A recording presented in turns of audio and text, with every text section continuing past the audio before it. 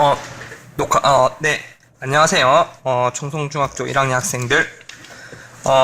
2학기 때부터는 여러분들 과학 수업을, 동영상으로, 할까 합니다. 자, 그래서 여러분들 교과서 166페이지를 펼쳐주시면, 자, 여기서부터 우리가 광합성에 대해서 이번 학기부터 공부를 하게 되는데요. 지난번 여러분들 광합성 단원에서 뿌리, 줄기, 잎의 구조와 기능에 대해서 배웠잖아요. 잎의 증산작용까지 배우고 나서 지금은 이제 단원 마지막으로 광합성에 대해서 우리가 공부를 해보겠습니다. 첫 번째 소단원은요, 광합성에 필요한 물질입니다. 자, 맨 처음에 학습 목표는 여러분들 광합성이 일어나는 장소 그리고 광합성에 필요한 물질 이 두 가지만 알면 이번 단원이 끝납니다. 자, 여기 그림을 보시면 알겠지만 사자가 토끼를 잡아먹고 있죠. 그러면서 이제 식물하고 얘기를 나누고 있는데, 나는 먹어야 살 수 있어. 나는 혼자서도 먹이를 만들 수 있어. 이게 동물은 다른 생물을 섭취해가지고 생명활동에 필요한 유기물을 얻는 생물이잖아. 여기서 유기물이라고 하는 건 탄수화물, 단백질, 지방 이런 걸 말하는 거야. 근데 식물은 어때? 태양, 빛 에너지를 이용해서 자기가 스스로 양분을 만들 수 있잖아요. 그걸 뭐라고 한다고?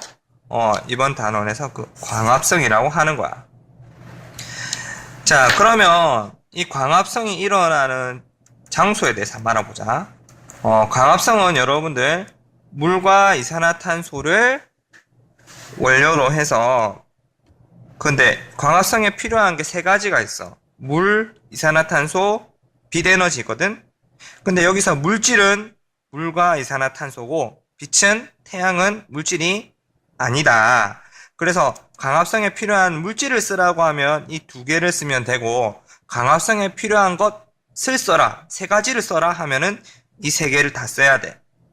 그래서 물과 이산화탄소, 빛 에너지를 이용해서 양분을 만드는 과정이 광합성이고, 어디에서 일어난다고? 그렇지, 바로 식물세포에 있는 엽록체에서 일어나는 거야. 여러분들 엽록체 지난번에 여러분들 현미경으로 실험할 때 초록색 잎 있잖아. 그 잎에서 여러분들 알갱이 있죠. 이거는 검정말 잎인데, 검정말 잎을 현미경으로 크게 관찰을 해보면은 이 초록색 알갱이들을 볼 수가 있어. 근데 다른 잎들도 마찬가지라. 우리 청송에 널린 게 다 잎이잖아, 맞죠? 식물. 그래가지고 지난번에도 이 공변세포를 관찰할 때 여기 보이냐? 여기 초록색 알갱이 보이죠? 이게 다 뭐다? 초록색 알갱이는 엽록체다. 이 엽록체는 광합성이 일어나는 장소다. 자, 그래서 이 검정말 잎을 있잖아. 탈색을 해. 탈색이 뭐냐면 색깔을 빼는 거지. 초록색을 빼는 거라. 어떻게 빼냐면 에탄올에다가 있잖아. 물 말고 에탄올에다가 넣고 물 중탕을 하면 돼. 한 10분 정도. 그러면 이 초록색 잎이 빠져나오지. 거기에 뭘 떨어뜨리냐면, 자, 이거 외워야 됩니다. 아이오딘, 아이오디나, 칼륨 용액. 이거는 1학년 때도 나오고 2학년 때도 나올 거야. 아이오딘, 아이오디나 칼륨 용액을 떨어뜨리면 이 엽록체가 색깔이 변합니다. 청람색으로 변합니다. 청람색.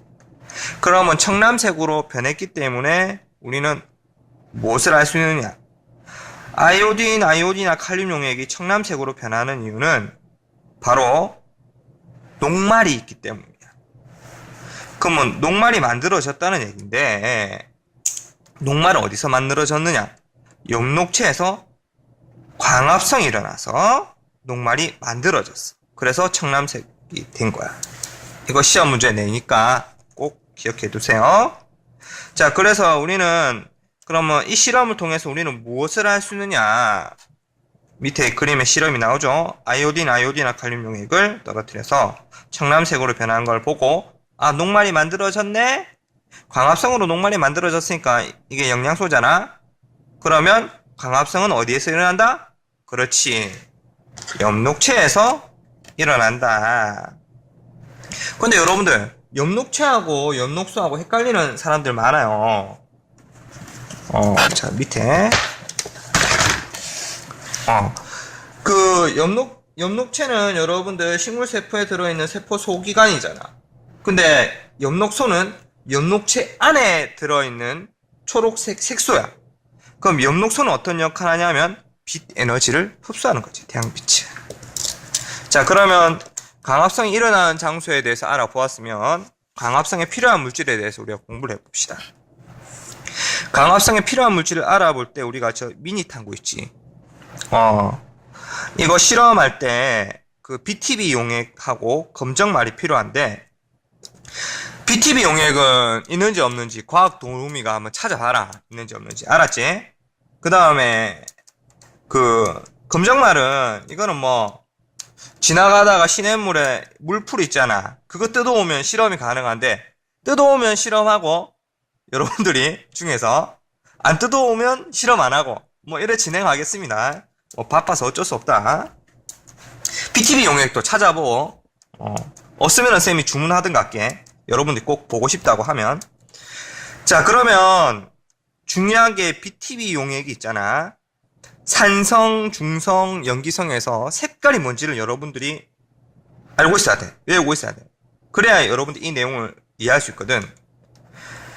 산성일 때는 노란색, 중성일 때는 초록색, 염기성일 때는 파란색을 띠고 있습니다. 이거 실험하면 금방 알 수 있어요.